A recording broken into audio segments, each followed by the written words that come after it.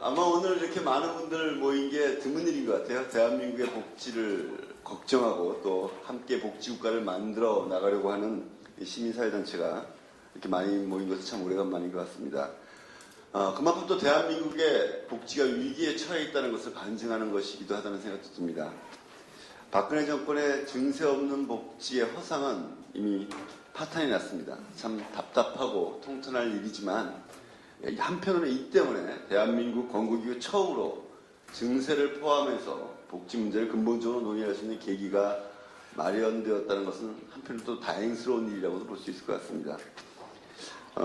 그런 기로에 서 있습니다. 있는 복지마저 포기할 것인가 아니면 정말 정의로운 복지국가로 갈 것인가를 결정짓는 순간에 와 있는 것은 아닌가 그렇게 평가를 합니다. 여당 대표들이 증세 없는 복지를 비판했을 때 다행이다라는 생각이 들면서도 걱정을 했는데 역시 우려했던 대로 구조조정이라는 방향으로 귀결되어 있는 것 같습니다. 구조조정이라는 표현이 굉장히 그럴듯한데요. 복지 포기와 다를 바 없는 이야기라고 생각합니다. 현재 수준을 유지하자는 것도 세계 유례 없는 저출산 고령화의 우리나라의 실정에서 볼 때는 복지 후퇴로 귀결될 수밖에 없다는 것이 저희들의 판단입니다. 불공정 조세에 기반한 저부담 저복지에 주저앉아 있다라는 것밖에 되지 않는다는 판단이죠. 이제 정말 세금과 복지를 함께 논의해야 하고 또 정의로운 조세 제도를 설계해야 할 시점에 와 있습니다. 국민은 부자 증세가 선행되고 제대로 복지에 쓰인다면 십시일반의 보편 증세도 흔쾌히 동의할 것이라고 저희는 믿고 있습니다. 물론 무조건 증세만 하자는 것은 아닙니다. 세출 구조 개혁이 함께 이루어져야 한다고 판단하고 있습니다. 어디에 재정을 더 많이 쓸 것인가 하는 문제이죠. 그 효과가 미미한 경제 활성화라는 명목으로 기업에게만 혜택이 집중되게 할 것인지 아니면 서민 주머니를 먼저 채울지를 결정해야 한다고 생각합니다.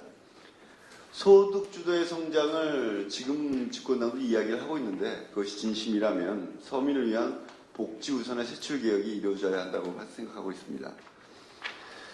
또한 증세를 하게 되면 그 돈이 나의 복지를 위해서 쓰여진다는 신뢰가 필요하다고 생각합니다. 반드시 복지만을 목적으로 하겠다는 신뢰를 보여주고 또 방식 역시 누진적으로 해서 형평성을 회복해야 할 것입니다.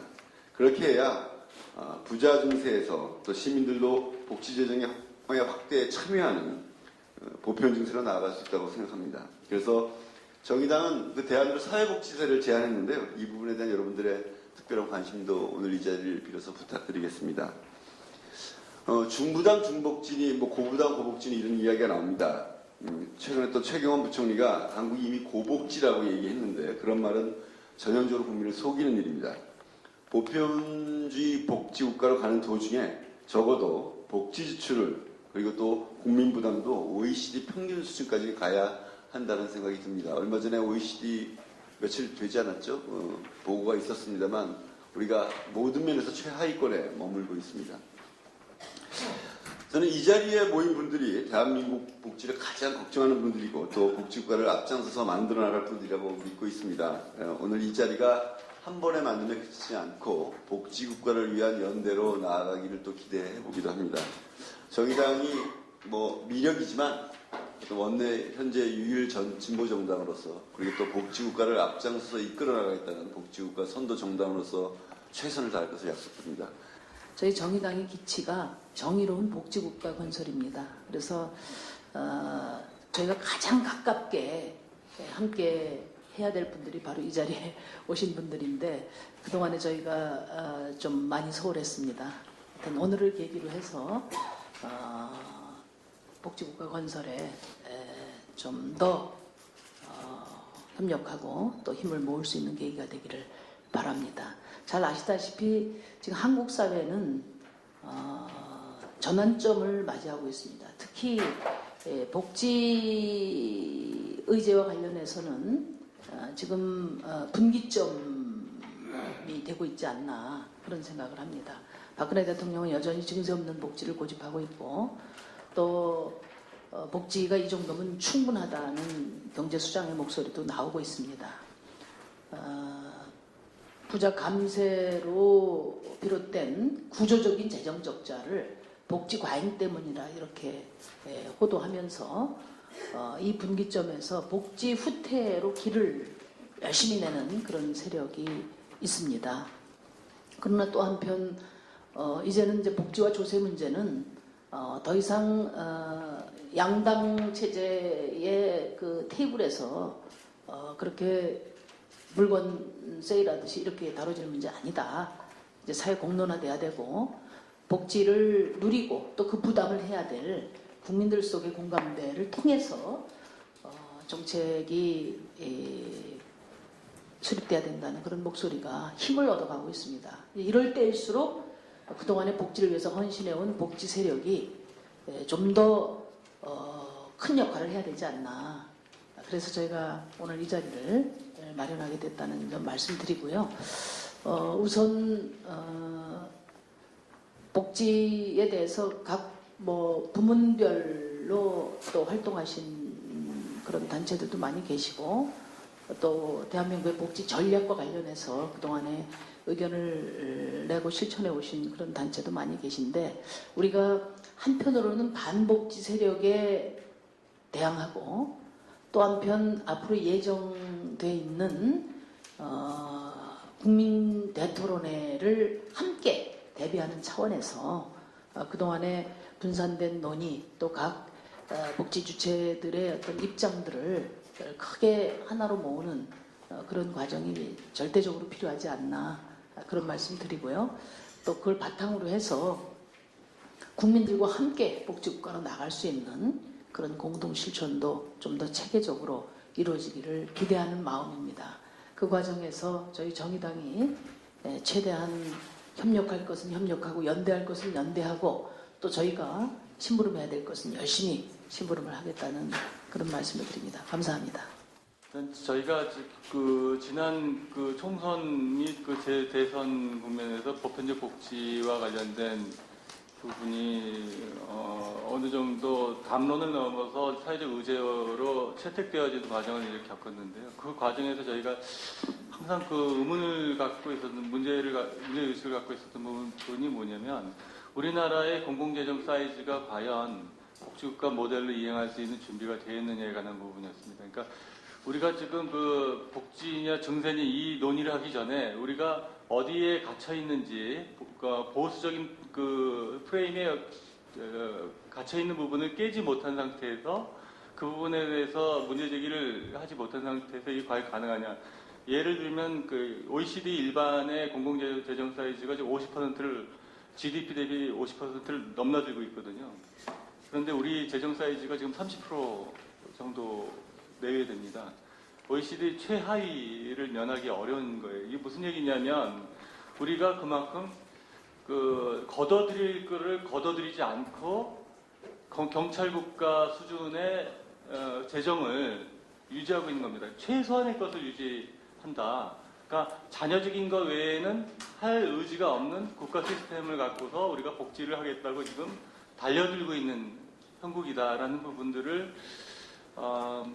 굉장히 문제의식이 굉장히 강했고요. 이 부분에 관한 문제를 어떻게 볼 것인가. 그러니까 우리나라 국민들의 일반적인 정서가 굉장히 세금에 대해서 부정적인 의식을 형성하는데 보수는 성공한 것 같아요. 지난 수십 년간 이 성공한 이 프레임을 어떻게 깰 것인가에 관한 부분인데 그를 위해서 여하튼 파퓰리즘은 어떻든 간에 무상보육이란 부분들이 제도화됐고 무상급식은 그건 궤를 좀 달리합니다만 무상급식, 무상보육, 기초연금이 여튼 간에 제도에 여러 가지 문제점들이 많이 있음에도 불구하고 복지가 결코 부정적이지 않고 국민들 일반들한테 긍정적인 무엇이다라는 것들을 보여줄 수 있는 굉장히 중요한 실험들이 법 제도화돼서 이제 되고 있단 말이죠. 그러니까 불가역적인 상황이 몇 가지 제도가 지금 채택되어 있고 그게 재정적인 수요를 압박을 하고 있는 재정적인 필요를 압박하고 있는 그런 상황이라는 것은 우리가 이제 공공재정 사이즈를 늘리는 데 있어서 굉장히 긍정적인 그런 기반을 형성한 거 아니냐라고 저는 개인적으로 판단하고 있고요. 그래서 그러면서 이제 일반 국민 정서가 증세 없는 복지가 얼마나 허구적이고 거의 그 치트에 불과한 것인지를 이제 깨닫기 시작하는 단계를 이제 접어든 것 같고요. 그래서 세원을 확대한다든지 재정지출 구조 개편 정도로 가지고 이루어질 수 있는 것이 아니고 이거는 재정 사이즈 자체를 키워야 된다는 보이지 않는 그런 의식이 지금 형성되어지고 있는 단계인 것 같아서 그 부분에 관해서는 우리가 그 보편복지를 위한 증세와 관련된 기반이 확대되고 있다라고 보고요. 그거의 저변에 깔린 건 연말 정산에 관련된 사회적 갈등하고 보험료 부가 체계 개편과 관련된 일반 국민들이 현재의 정서들이 그 밑바닥에 깔려 있는 것은 뭐냐면 왜 내 걸 더 많이 가져가느냐보다는 상대적으로 왜 가진 사람들이 부담 능력이 맞는 부담을 하지 않느냐에 대한 조세 정의에 대한 정의감의 발로들이 지금 본격적으로 이제 표출되고 있는 것 같습니다. 근데 이런 부분들을 우리가 어떻게 그 구조하고 운동으로 연결시켜서 실천할 수 있을 것인가에 관한 것들이 이제 본격적으로 실천적으로 이제 논의돼야 될 그런 단계가 아닌가. 그 정도만 먼저 말씀드리겠습니다. 이상입니다. 우선 저 큰 프레임에 대해서 저는 뭐 그 정세를 출발점으로 해가지고는 별로 그렇게 성공하지 못할 수 있다 이렇게 생각을 합니다. 그보다는 기본적으로 이 지금 프레임이 성장이냐 복지냐 또는 뭐 낙수이론이 어떠니 뭐 이런 이야기를 하잖아요. 수출주도 성장 어쩌고 이런데 그걸 정확하게 이야기해야 된다. 어떤 분들은 뭐 얼마 전에 보니까 프레임을 바꿔야 된다고 하면서도 뭐 소득주도 성장 이런 이야기도 하는데 뭐 그 말도 맞긴 하지만 그거 갖고 부족하다. 정확하게 이야기해야 된다. 정확하게 이야기하면 임금주도 성장 이 프레임을 정확하게 경제 정책의 프레임을 바꿔야 된다는 점을 명확히 해야 된다. 그리고 또 한편으로는 복지냐 성장이 따위로 저 잘못된 프레임을 또 확실히 가감에 깨는 복지 기반 성장 이런 정도를 경제정책의 프레임 확실히 가야 된다 이렇게 보고요. 돈을 만들어야 되잖아요. 돈은 오늘 뭐 키워드를 잘 잡은 것 같아요. 조세정의 이렇게 키워드로 굉장히 좋은 키워드다. 조세정의로 가는데 문제는 정세 논의로 가는 방식도 굉장히 함정에 빠질 우려가 있습니다. 저들이 짜놓은 프레임에. 그래서 그것도 기본적으로 조세정의의 핵심은 부자 감세 철회로 1단계를 잡아야 되는 거 아니냐. 부자 감세 철회를 1단계로 잡고요. 그 다음에 부자 정세로 가야 되고요. 그리고 꼼수 정세를 반대하는. 그리고 서민 정세는 우리가 먼저 주도적으로 계속 이야기할 문제는 아니다 라고 생각을 합니다. 그러나 그게 꼼수 정세를 반대하면 전체적으로 아마 뭐 서민 정세로 일부 가는 문제들에 대해서는 비례의 원칙에 따라서 뭐 가는 거는 조세 정의에 적합한 이야기가 되는 거죠. 그래서 키워드를 그래 잡는 게 맞지 않겠나 생각을 합니다. 그래서 조금 더 큰 흐름을 잡으면서 지금이야말로 아까 전환기라고 누가 말씀하셨는데 실제로 전환기입니다. 여기서 진보정당이 그 진보정당으로서의 정체성을 분명히 하면서 임금주도 성장, 복지기반 성장, 조세정의, 그리고 부자정세 철회, 부자정세 커서 부자정세까지 나아가는 이런 정도의 순환 구조로 굉장히 가감한 배팅을 해야 된다고 생각합니다. 이상입니다. 세금이 어떠한 의미를 갖고 있는지에 대해서 먼저 이제 얘기가 되어야 되고 그거에 대한 합의가 있어야 된다고 생각합니다. 예를 들면 세금이 과거 300년, 200년, 100년 이때 세금의 성격하고 지금 복지국가, 그러니까 유럽 선진국에서의 인정되어진 사회적으로 인정되어진 세금의 성격하고는 많은 차이가 있는데 우리나라에서 이제 보수 세력이든 나름 이제 진보 세력에서도 세금에 대한 의미가 다소 이제 오래된 의미, 국민으로부터 무언가 이제 착취하거나 빼앗는 의미의 세금을 주로 머릿속에 떠올리는 것 같아요. 그러니까 일반적으로 국민들도 나름 그 의미에 대한 인식이 또 강한 부분이 있고, 근데 복지국가에서의 세금은 그러한 의미가 아니라 소위 말하는 공동부담의 재원의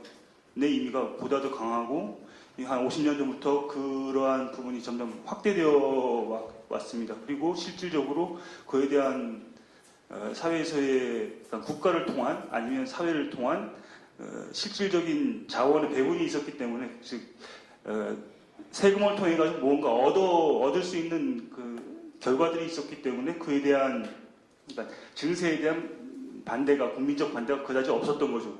그러니까 이러한 어떤 맥락을 잡아서 세금에 대한 그 의미를 좀 새롭게 주장할 수 있는 그러한 부분들이 이제 있어야 되는 것 같고요. 그다음에 세금에 관련되어진 여러 가치들, 예를 들면 우리는 이제 진보 세력에서는 평등이라는 걸 주장을 하는데, 평등을 주장하게 되면은 부자 증세에 대해서 말할 때 나름 이 논리적인 그 괴리감이 있습니다. 그러니까 왜 동등하게 받을 것은 동등한데 왜 그 내는 것은 평등하지 않느냐라는 얘기가 나올 수 있는 거죠. 그래서 그 부분에 대한 고려도 해야 되는 거고, 그러니까 부자 증세를 하기 위한 그 가치의 의미가 진보가 주장하는 그런 평등의 의미보다는 다른 어떠한 가치에 대한 대안적인 가치, 그러니까 조세와 연결된 세금과 연결된 가치를 우리가 제시할 수 있는 부분이 있어야 되는 거고, 좀 더 나가면 보편적이냐 선별적이냐에 관련돼서도 조세를 통해 가지고 설명할 수 있는 패러다임이 있어야 된다라는 거죠. 그러니까 그러한 좀 보다 심도 깊은 좀 더 낮은 의미에서의 그 설명 패러다임이 있어야지만 국민들을 설득하는데 좀 더 쉬운, 납득할 수 있는 뭔가를 제시할 수 있지 않는가, 그런 부분에 대한 고려가 있어야 되는 거고, 그 핵심에는 세금을 이용한 어떠한 공적인 일을 하는 게 합리적이다라는, 그러니까 개별적으로 어떠한 자기의 문제를 해결하는 게 아니라 공동부담의 형태로 세금을 통해서 해결하는 게 훨씬 합리적이다. 경제적으로도 합리적이고 사회 통합적으로도 합리적이고 사회를 바꾸는 데에도 보다도 합리적이다라는 그러한 의미의 그 설명들을 할 수 있어야지 되는 게 아닌가라는 생각이 듭니다.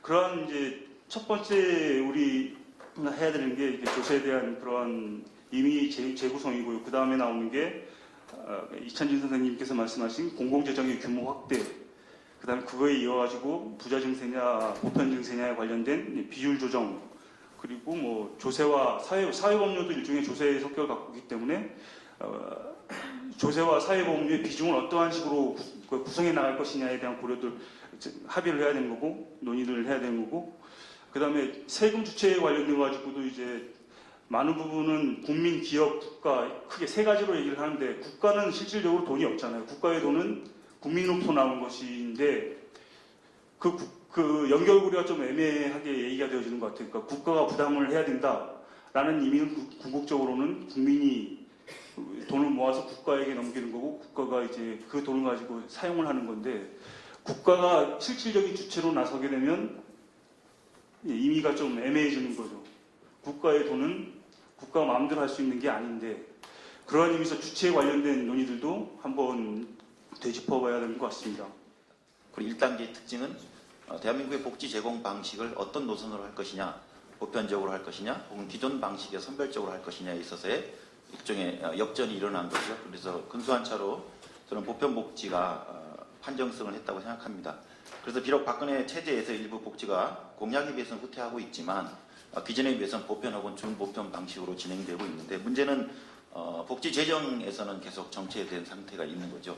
이로 인해서 여러 가지 문제가 발생하고 있다고 봅니다. 그래서 올해부터 새로운 2단계라고 규정을 한다면 두 가지 쟁점이 조성되고 있다고 봐요. 하나는 저쪽에서 결국 보편 복지를 공격할 때 이미 복지 체험이 진행되고 있기 때문에 급식이나 보편에 대한 직접적인 공격은 어렵다고 봅니다. 그런 면에서 이제 우회적인 공격이 바로 서비스 질이지요. 무상급식 질이라든지 최근에 아동학대를 계기로 해서 무상보육의 원인을 돌린다는 등 해서 결국은 선별복지를 공격하되 그것의 그 이유를 이제 서비스 질로 삼고 있는 거죠. 거꾸로 얘기하면 사실 이 보편복지가 저희가 재정적으로만 공공화시켰지 복지 서비스는 엉망이지요. 그런 면에서 저희들 과제라고 생각이 들어요. 그리고 또 복지재정 확충이라는 건 특히 박근혜 정부도 지금 재정이 부족해서 어렵지만 보편복지 입장에서 더 큰 심각한 과제죠. 저희가 박근혜 복지에 머무는 게 아니지 않습니까? 그보다도 훨씬 큰 복지를 해야 될 것이기 때문에 복지재정 확충, 증세를 포함한 복지재정 확충은 굉장히 중요한 문제라고 생각합니다. 그러면서 2단계로 한다면 기존의 보편복지가 성과를 이루었던 사회 서비스 분야에서의 서비스 질을 강화시키는 문제, 국공립을 확대한다든지 종사자들의 처우를 개선한다는 문제가 필요하고, 두 번째는 재정 확충에 나서야 된다고 봅니다. 사실은 복지 영역에서는 시민사회단체나 진보 진영에서 일관된 목소리가 있어요. 쭉 오랜 역사가 갖고 있는데, 이 재정 확충에 대해서는 이런 활동 경험이 충분치 않다 보니까 굉장히 의견이 갈래로 있다고 봅니다. 저희 단체 입장에서는 재정 확충에 있어의 증세 문제는 전공법으로 돌파할 수밖에 없는 상황이라는 생각을 가지고 있습니다. 아까 의찬진 선생님도 얘기하시는 것처럼 이 연말 정산을 조세 불신으로만 해석할 것이냐, 오히려 적극적으로 조세 정의에 대한 에너지가 분출된 것이다 라고 해석을 한다면 이것이 세금 거부로 해석할 것이 아니고 정당하게 세금을 걷는다면 세금을 더 내게 하는 에너지로 삼을 수 있다는 거지요. 그리고 또 한편에서는 복지 체험이 증가되면서 내가 이 복지를 지속 가능하게 누리기 위해서는 어디선가 세금이 늘어야 된다는 것들에 대해서 국민들은 충분히 이제 느끼기 시작하고 있다고 생각합니다. 복지 체험에 대한, 복지 지속 가능에 대한 이런 소명 의식이 저는 국민들한테 생기고 있다고 봐요. 그래서 이런 조세에 대한 정의감, 그리고 복지 체험을 저는 이건 뭐 정세 판단의 차이가 있겠습니다만 신뢰하고 증세 문제를 적극적으로 돌파할 수밖에 없다고 생각합니다. 저희는 그래서 뭐 정의당에도 그 의제를 채택하고 있지만 복지에만 쓰는 사회복지세 도입 등을 비롯해서 중간계층부터 누진적으로 참여하되 복지에만 쓰는 것으로 못을 박아서 증세운동을 펴자고 제안을 하고 있습니다. 마지막으로 이 복지재정 확충이나 증세에 관련돼서는 저희가 시민단체 활동해보면서도 이런 난관들을 경험하게 됩니다. 복지 영역과 달리 여기는 우리 안에 공감대를 마련하기가 쉽지 않겠더라고요. 사실 저희 노선하고 지금 박사원 선생님 말씀 노선하고는 굉장히 차이가 납니다. 저희가 비판하는 노선이죠. 구레이 노선이라고. 이게 뭐냐면 포괄적으로 부자 감세로 해서 과연 부자 감세 철회와 부자 증세를 실현할 수 있는 에너지를 우리 사회에서 어떻게 만들어낼 수 있을까에 대해서 저희는 의심을 가지고 있습니다.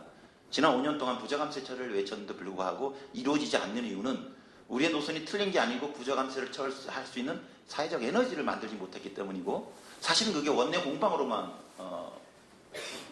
멈췄기 때문이고 시민사회 선언과 기재회견으로만 멈췄기 때문이라 생각합니다. 그런 면에서 시민들의 조세 정의, 그리고 복지 체험을 통한 책임감, 이걸 믿고 이들과 같이 합심해서 새로운 에너지를 만드는 이런 복지 증세 운동이 필요하지 않을까 그런 생각을 하고 있습니다. 그런데 안타깝게도 이거에 대한 전체적 합의를 이기가 저는 쉽지는 않을 것 같아요. 하지만 복지 재정을 어떻게 확충할지에 대해서는 이미 저쪽에서 증세 문제를 치고 가고 있는 상황이기 때문에 사실 그리 계속 논의만 할 수 있는 여유는 없다고 생각합니다. 저는 앞으로 이 테이블이 좀 논의된다면 두 가지 판단을 빨리 해야 돼요. 하나는 포괄적인 대응 기구로서 종합적인 공동 의제를 마련할 수 있다고 하면 저는 이 테이블에서 공동 대응이 필요하고, 그렇지 않고 여기서 계속 의견이 분분해서 오히려 공동 대응을 하는 데 있어서 시간 지체만 이루어진다면 각각의 단체들이, 공감대를 가진 단체들이 자기 의제를 가지고 활동을 하고 시민과 만나는 것, 그리고 그 속에서 실천 속에서 검증을 받으면 그런 검증받은 걸 존중해서 또 다시 또 큰 세력으로 모이고, 이런 의사 판단이 저는 올 상반기 내에는 좀 있어야 되지 않는가 그런 생각을 하고 있습니다. 민변에서는 최근에 이제 예산 낭비를 방지하는 것이 국민에게 조세에 대한 신뢰를 줄 수 있기 때문에 그 MB 자원외교 관련해서 형사고발을 한다든가, 재원 낭비를 아니면은 가리왕산에 대해서 지금 동계올림픽 시설을 3주 사용할 것을 하기 위해서 굉장한 재원 투입하고 있는 부분 중단하라는 주민감사 청구한다든가 그런 활동을 하고 있습니다. 근데 저희가 이제 복지를 위한 증세 관련 운동을 하면서 굉장히 요즘에 힘들다고 생각하는 게 다 지금 말씀하시는 것처럼 원하는 우리가 필요한 복지 사이즈에 비해서 재정 규모가 굉장히 작기 때문에 굉장히 많은 정도의 증세가 필요한데, 결국 모든 단체들이 지금 지출부터 줄여야 한다, 아니면 부자 증세를 먼저 해야 된다, 아니면 보편 증세를 해야 된다라고 주장을 하시지만 저는 우리 목적지는 같다고 생각합니다. 상당한 정도의 재정 사이즈를 아까 이찬진 위원장님 말씀하신 것처럼 늘려서 복지를 늘리자는 거 아닙니까? 그런데 이거를 여러 데이터를 보면 부자 증세만 가지고는 우리가 원하는 정도의 복지 재정 사이즈가 나오지 않습니다. 그래서 결과적으로는 보편 증세까지 가야 하는데, 그런데 문제는 아까 말씀드린 것처럼 국민 여러분들 중에는 고민점이 이제 이미 이러한 정도에 나아가신 분이 있고, 그러지 않으면 나는 국가 못 믿겠으니까 세금 못 내겠다, 나는 사보험이나 들란다 하시는 정도에 아직 머물러 계신 분이 있고, 여러 가지 뒤죽박죽이 한꺼번에 진행되는 상황이기 때문에 그 복지 논의가 나온 뒤에 국민 여러분들의 그 고민 수준이 여러 개가 혼재되어 있기 때문에 굉장한 정도의 조세 저항이 있다는 거죠. 그래서 저는 우리가 원하는 목표 지점까지 가기 위해서 지금이야말로 정말 우리가 전략을 잘 짜서 영리하게 증세 운동을 해야 되지 않을까 생각을 하는데요.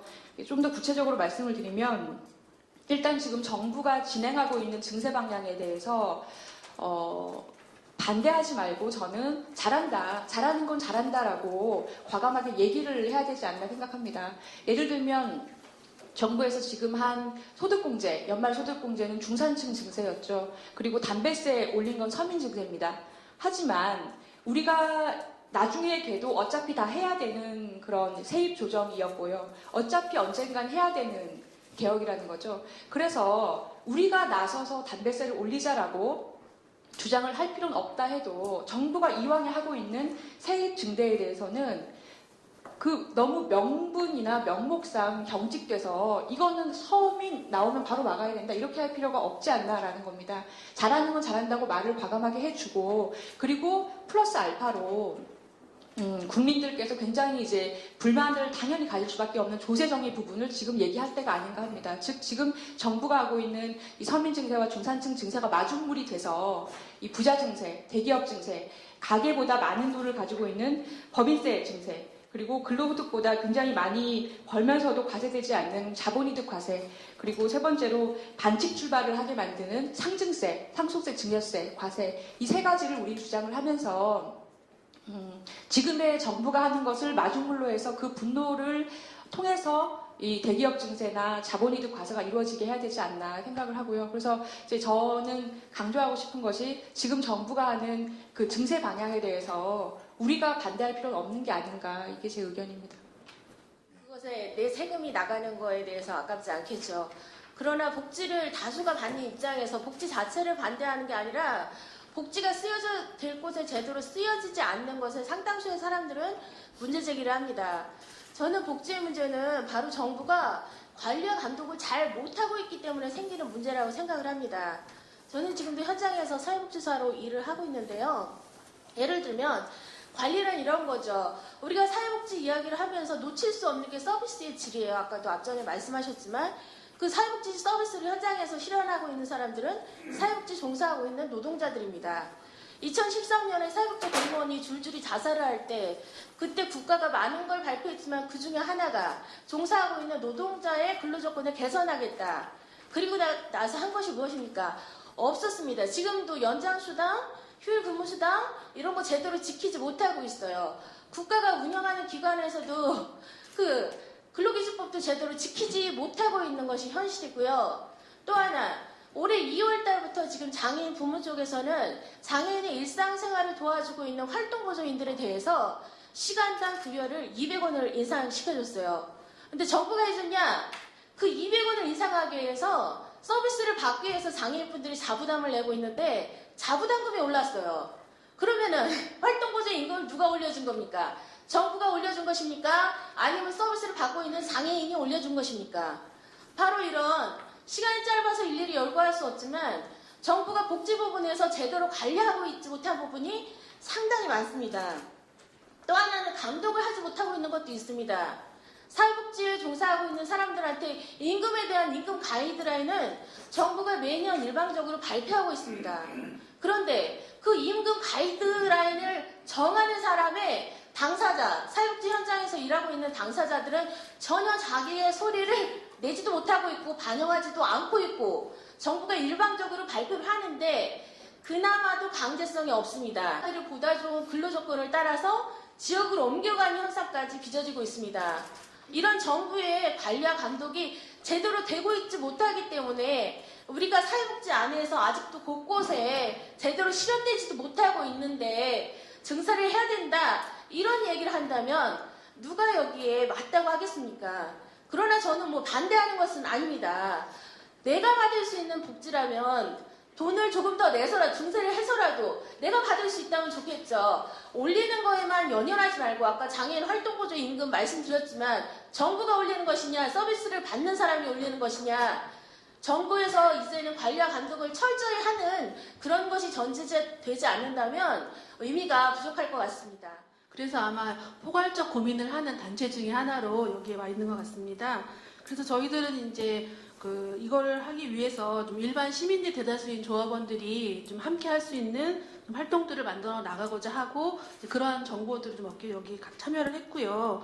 실제로 앞에서도 말씀하셨지만 일반 시민들은 세금을 잘 모릅니다. 저도 이번에 연말정산 파동을 겪으면서 세금이라고 다시 한번 봐야겠다라는 그런 생각을 할 정도로 무지했던 게 사실이었고 또 한편으로는 정부가 알아서 잘하겠거니라는 얄팍한 믿음도 있습니다. 그렇지만 전반적으로 세금에 대한 부분들은 긍정적이기보다는 좀 부정적인 인식들이 강한 게 사실이고 잘 모르는 것도 사실인 것 같습니다. 그렇지만은 이제 의무급식의 예를 들어본다면 많은 이제 시민들이 국민들이 내가 추가 부담을 하더라도 급식의 질 또는 의무급식 확대에 대해서는 긍정적인 평가를 하고 있는 것처럼 복지에 대해서도 이미 보편적 복지라는 것들은 이미 인식을 하고 있고 일부는 복지에 대한 혜택들을 받고 있는 경우 이미 받아봤기 때문에 그거에 대한 생각들은 굉장히 긍정적일 것 같다는 생각이 들고요. 그렇다라고 하면은 이미 긍정적인 복지에 대한 긍정적인 반응들을 보이는 국민들에게 좀 보다 정확하게 국민들이 정말 뭘 원하고 있는지 어떠한 복지를 원하고 있는지를 좀 파악을 해야 되고 또 이러한 것들을 국민들과 좀 합의하고 공유하는 부분들이 필요하지 않을까 싶습니다. 어쨌든 세금을 내는 당사자는 국민들이고 이번에 연말정산 파동을 보더라도 많은 분들이 잘 모르는 상태에서 실질적으로 나는 해당이 안 되지만 세금 폭탄이라는 단어 하나만으로 나도 불이익을 받는 것처럼 오해하는 경우도 있었고 일정 부분 그런 것들이 국민들에게는 이제 세금에 대한 의심과 부정적인 인식을 확산시켰던 부분들이 있었기 때문에 이제 증세 문제에 있어서는 좀 정치적인 물론 당별로 또는 여당이 야당이라는 측면에서 관점들이 좀 다르시겠지만 정치적인 관점보다는 좀 국민의 입장에서 복지나 증세 문제가 잘 논의됐으면 하는 이제 그런 바람이고요.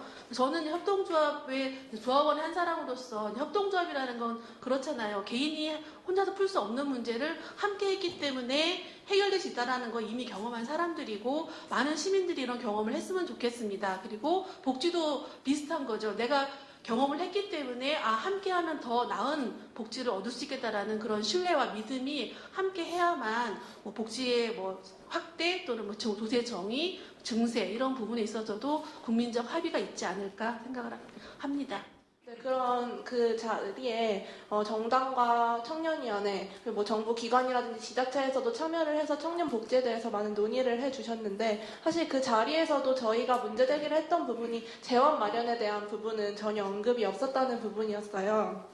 네, 근데 요즘 들어서 증세 논의가 활발하게 이루어지고 있고, 또 복지 확충이 되어가면서 사람들이 복지에 대한 인식도 활발하게 이루어지고 있는 것 같은데 사실 저희들은 국민들이 지금 선별복지와 보편복지에 대해서 정확하게 인식을 갖고 있는가에 대해서도 사실 의문의 여지가 많이 있는 부분이라고 생각을 합니다. 네, 일단 보편복지라고 했을 때는 그냥 퍼주는 복지, 무상으로 제공하는 복지 이런 식의 접근이 가장 많이 되고 있는 것 같고 사실 권리 차원에서 접근이 이루어져야 함에도 불구하고 복지가 권리다라는 인식은 아직 우리 사회에 좀 확실하게 그렇게 자리 잡고 있는 것 같지는 않습니다. 더군다나 또 이제 사각지대라고 하면서 복지 사각지대가 발생하고 어려운 사람들도 복지 혜택을 제대로 받지 못하고 있는데 이런 것들을 보편적으로 확장하면서 재원 마련 문제도 불거지고 있고 또 이 가운데 서민들이 증세에 참여를 해야 되는데 지금 당장 나의 삶이 어렵고 또 증세로 나아가기까지는 아직 좀 저항이 강한 것이 아닌가라는 생각이 듭니다. 그런 측면에서 또 보수 쪽 정당이라든지 이제 보수 진영에서는 다시 선별복지로 가야 하는 것 아니냐라고 하면서 이제 후퇴 움직임까지 보이는 거라고 저희는 생각을 하는데요. 그래서 이런 움직임을 바탕으로 정말 무상급식이 완전히 없어지진 않겠지만 70% 그렇게까지 후퇴할 가능성은 있지 않나 그래서 지금 복지 확대 같은 경우에는 현재 시행되고 있는 복지 제도를 잘 시행될 수 있도록 피드백 과정을 강화해서 그것을 견고하게 만들어가는 가운데 또 보편적으로 나아갈 수 있는 부분에 대해서는 국민들의 동의를 바탕으로 좀 점차 확대해 나가는 것이 필요하다고 생각을 하고요. 또한 이 가운데서 지속 가능한 복지라는 것이 재원 마련을 이야기하지 않고는 불가능하다라는 인식을 사람들에게 심어줘야 되는 것이 아닌가라는 생각이 듭니다. 그래서 지금 당장은 서민 증세라고 하면서 정부에서 내세우고 있는 그런 증세 방안들이 상당히 국민들로 하여금 조세 저항을 불러일으키고 있지만 지금 당장 또 이제 국회라든지 중산층이라든지 이런 사람들의 힘을 얻어서 비과세 감면 혜택을 처리한다거나 또 법인세라든지 최고 세율 조정이라든지 이런 적극적인 대안들을 야당에서 제안할 수 있어야 할 것 같고요. 또 이 가운데 국민들이 너무 나한테 세금을 내라는 그런 부담을 갖지 않도록 하는 한도 내에서 또 장기적으로는 보편적인 증세로 나아가야 한다. 여러분들도 지금과 같은 복지 혜택을 누리기 위해서는 증세에 동참해야 한다는 인식을 좀 더 확장시켜 나가는 것이 야당이 해야 될 일이 아닌가라는 생각이 듭니다. 어쨌든 뭐 박근혜 정부가 출범을 하면서 뭐 경제 민주화나 복지 공약의 혜택을 사실은 본인이 가장 많이 본 사람 중에 하나라고 생각을 하는데 뭐 이게 이제 실현 가능성이 전혀 없다는 것은 뭐 많이 알고 있었던 문제였던 거고 보건의료 분야에서 가장 대표적인 공약이라고 하는 것이 사실은 4대 중증질환 100% 국가 보장 부분이었는데 사실 이것도 거의 이제 폐기된 상황인 것이죠. 그래서 지금 뭐 경제 위기가 굉장히 심각하고 빈부격차가 굉장히 심화되고 있는 상황에서 이런 이 계층 간의 양극화나 빈곤의 이제 심화 같은 문제들을 좀 해결하기 위해서는 그 사실 복지 확대나 그다음에 분배 구조를 좀 개선할 과제가 분명히 필요할 거라고 생각을 하고 그러한 국민들의 요구 그다음에 진보 진영 안에서도 이런 것들을 어떻게 그 깊은 논의를 통해서 해결할 것인가에 대한 논의가 활발하게 이루어진 것 같고 사실 오늘 이런 자리가 그런 논의를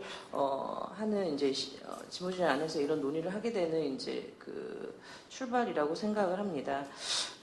뭐 집권 초기에 어쨌든 박근혜 정부가 뭐 투자 활성화 대책이라는 뭐 이름으로 사실 보건의료는 현재 지금 뭐 민영화의 대상입니다. 그래서 그 뭐 건강보험을 좀 중심으로 뭐 요즘 개편안 관련한 논란이 있긴 합니다만 그 중심을 좀 본다면 그 민영화의 대상이 되었기 때문에 이제 건강보험이라는 사회보험의 기능이 좀 축소될 상황에 좀 놓여 있고 그 이미 이제 사실 의료 서비스가 많이 상업화되어 있는 상황에서 건강보험이 좀 제 기능을 하는 데 있어서 그 좀 제한적인 상황이고 여기다 이제 민영화까지 가세가 된다면 사실 그 파장이 이제 공보험의 어쨌든 붕괴로 귀결될 확률이 되게 높다는 것. 복지국가 내에서 이 사회보험이라든지 공공성의 부분을 어떻게 우리가 봐야 될 것인지에 대한 논의가 필요할 것 같다는 좀 생각이 들고요.